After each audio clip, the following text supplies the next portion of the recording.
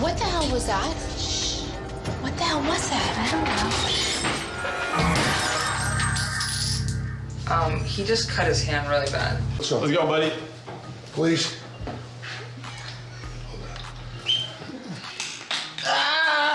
Back in the day, Scott was a terrible father and boyfriend. He didn't care about his children or what Kourtney had to go through, spending his nights partying with strippers in Vegas and paying random women to suck their dirty feet at the bar.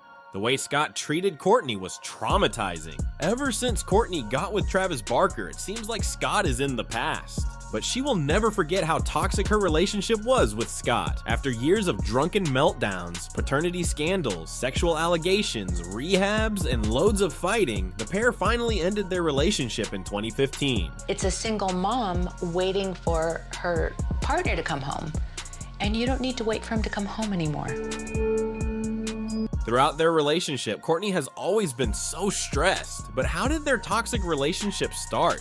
Kourtney and Scott's relationship began in 2006 after meeting at a party thrown by Girls Gone Wild founder Joe Francis in Mexico. They quickly became a couple, and their relationship was documented on Keeping Up with the Kardashians. But from the beginning, Kris and Kim had mixed feelings about Scott, and they often expressed concern about his behavior and the way he treated Kourtney.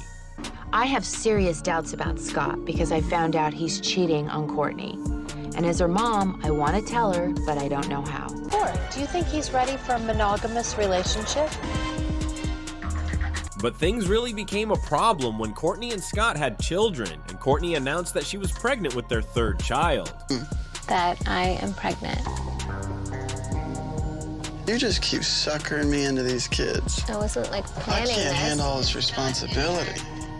His reaction was pretty alarming because they already had 2 kids. Imagine being Kourtney and being pregnant with someone's child and then having them react that way. Back in 2014, we saw a lot of Scott's bad side on the show Kourtney and Khloe Take the Hamptons. At one point, Kourtney actually leaves the home that they are filming in, and Scott decides to get super drunk.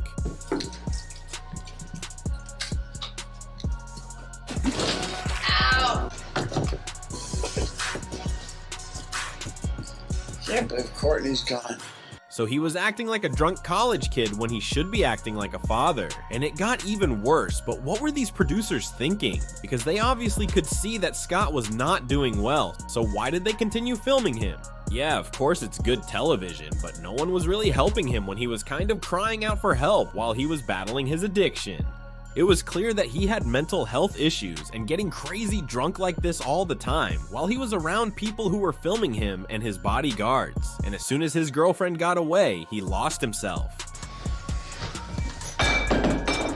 Drew, you're a bodyguard? No, I'm not. You're not my life coach. It has been difficult for Kourtney to handle this because she was not only dealing with his addiction, but also his depression. That same year, while they were in the Hamptons, Scott swallowed an entire bottle of sleeping pills and then checked himself into the hospital. Kourtney said that Scott called her and said that he wasn't going to make it and would have to get his stomach pumped. At the time, a lot of people write off Scott's behavior because he was acting like an asshole. But at this point in his life, he was struggling because his parents had just died and he was really trying to figure out what to do. Both his parents died shortly after each other. His mother, Bonnie, passed away in October 2013, and she died at the age of 63. Scott is an only child, and he was devastated by the loss of his mother because he was very close to her. Scott's dad then died a few months later in January 2014, also at the age of 63, and at that point, he was battling cancer. Scott said the sudden death of both of his parents just a few months apart made him severely depressed. I don't think I was really ready to talk about my family. But Kourtney apparently hasn't offered much support, and Khloe later accused Kourtney of being emotionless. Kourtney said it made her feel helpless because there was not much she could do, so it seems like Kourtney didn't really know how to handle emotions, and when it came to Scott and his parents dying, she just kind of fully checked out and he had no support.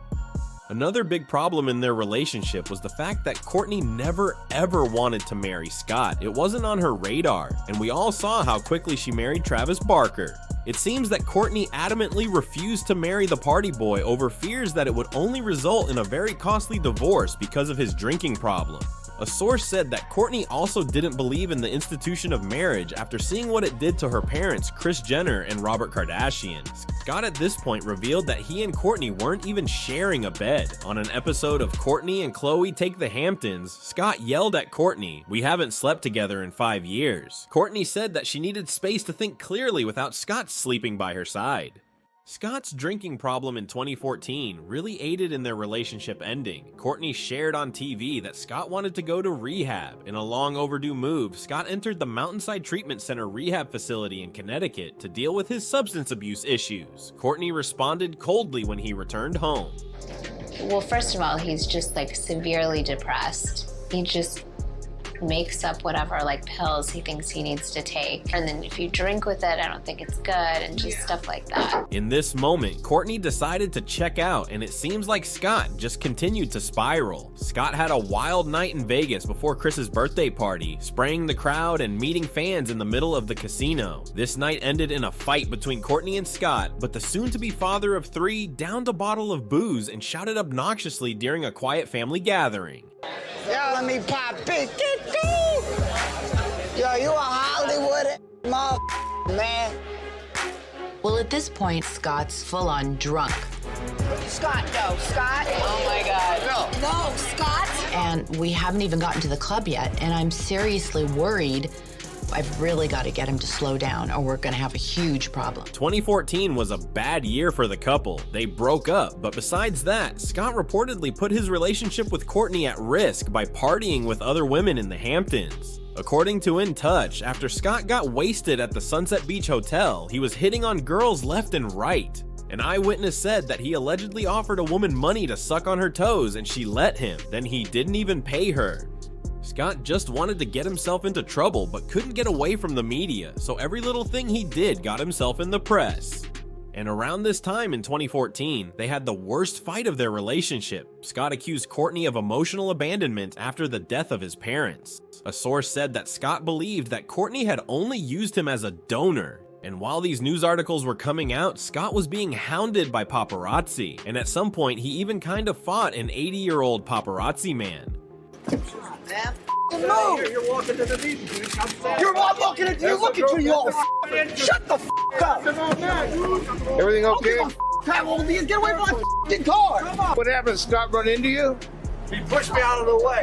Ultimately, they broke up because of cheating. There were a lot of different times when Scott was caught publicly cheating on Kourtney. Kim even caught him with a woman in his hotel room. Whore.